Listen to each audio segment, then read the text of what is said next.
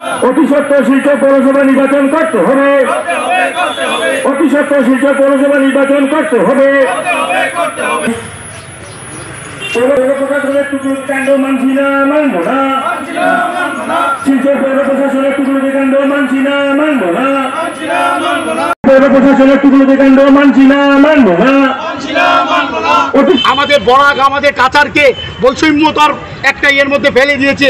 এটা ইন্টেনশনালি করা হচ্ছে না কি আমরা কোনো কিছু বুঝছি না। শিলচর শহর আসামের মধ্যে সেকেন্ড লার্জেস্ট সিটি এবং এটাকে স্মার্ট সিটি করার প্রতিশ্রুতি দিয়েছিল। এটাকে স্মার্ট সিটি করার বিজেপির প্রতিশ্রুতি ছিল যে স্মার্ট সিটি হবে।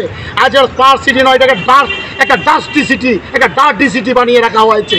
আসামের মধ্যে সবচেয়ে নোংরা যদি এই যে নর্দমার যদি শহর হয়ে থাকে, এটা 1 নম্বর হবে, গিনিস বুকে যাবে। এটা এই শিলচর শহরে যদি কেউ এসে এবং দেখে, আধা ঘন্টা বৃষ্টি দিলে এত মানুষের ঘর বাড়ি ডুবে যায়, মানুষ চলাফেরা করতে পারে না। কিন্তু আজকে শাসক দল, আজকে প্রশাসন তারা নিদ্রায় আছে, কুম্ভকর্ণের নিদ্রায় ওরা বসে আছে। তাই আমরা তৃণমূল কংগ্রেসের পক্ষ থেকে আমরা একটা দাবি রেখেছি, অতি সত্বর আপনারা পৌরসভাতে ইলেকশন করে আপনারা প্রত্যেকটা ওয়ার্ডে আপনারা প্রতিনিধি নির্বাচিত হওয়ার পর তাদের যে তাগদা থাকবে, এই তাগদাতেই প্রত্যেকটা ওয়ার্ড ঠিক হবে, প্রত্যেকটা রাস্তাঘাট দিব। নাহলে এখন এমএলএ এমপি দ্বারা শিলচর শহরের চেহারা বদলাবার আমাদের বিশ্বাস হেরে গেছে। আমাদের বিশ্বাস নেই, কেননা আমরা 5 বছর আগে এমপি পেয়েছি, এখন আবার নতুন এমপি পেয়েছি। ভগবান জানে কোন কাজ হবে।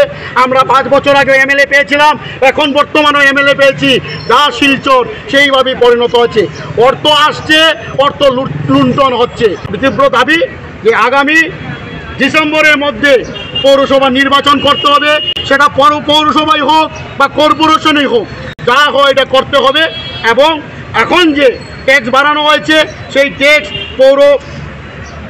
যে প্রতিনিধিরা আসবে, পৌরবোর্ড গঠন হবে বা কর্পোরেশন গঠন হবে, তারপরে সিদ্ধান্ত নিয়ে যা প্রয়োজন হয় তাই ব্যবস্থাটাকে আমরা বাতিল করার জন্য আমরা তাদের কাছে দাবি রাখবো।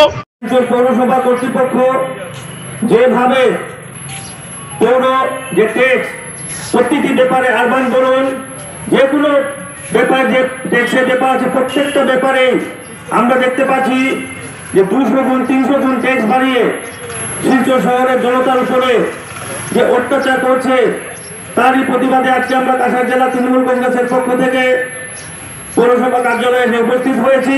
2020 সালে শিলচর পৌরসভার যে ইলেকটেড বডি ছিল তার কার্যকাল শেষ হয়েছে, কিন্তু বর্তমানে 2024 চলছে।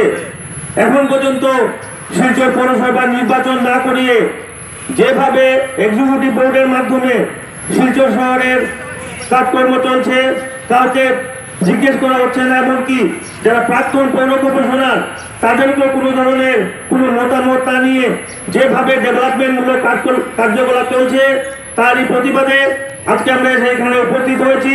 শিলচর শহরের জনসাধারণরা আজকে একটা বার্নিং কোয়েশ্চন, জ্বলন্ত সমস্যার মধ্যে পড়েছে যে শিলচর পৌরসভার যে ট্যাক্স কর্তৃপক্ষ ধার্য করেছেন তা দিতে গিয়ে শিলচরের দোকানদার বলুন এবং ডোমেস্টিকই বলুন, প্রত্যেকটা জনসাধারণের আজকে মাথায় হাত। তো আমাদের দাবি হচ্ছে অতি সত্বর শিলচর পৌরসভা নির্বাচন করিয়ে নির্বাচিত বোর্ডের মাধ্যমে যেন সেই ট্যাক্স এবং করের দাম ধার্য করা হয়। এই সরকারকে আমরা দাবি জানাচ্ছি যে অতি সত্বর শিলচর পৌরসভা নির্বাচন করতে হবে এবং যেগুলো ডেভেলপমেন্ট কাজ বর্তমানে চলছে তা প্রাক্তন কমিশনারদের মাধ্যমে এবং শিলচর শহরের যে লিডিং সিটিজেনরা আছেন তাদের মাধ্যমে, তাদেরকে নিয়ে সভা করে যেন এই ডেভেলপমেন্ট কাজগুলো সম্পন্ন করা হয়।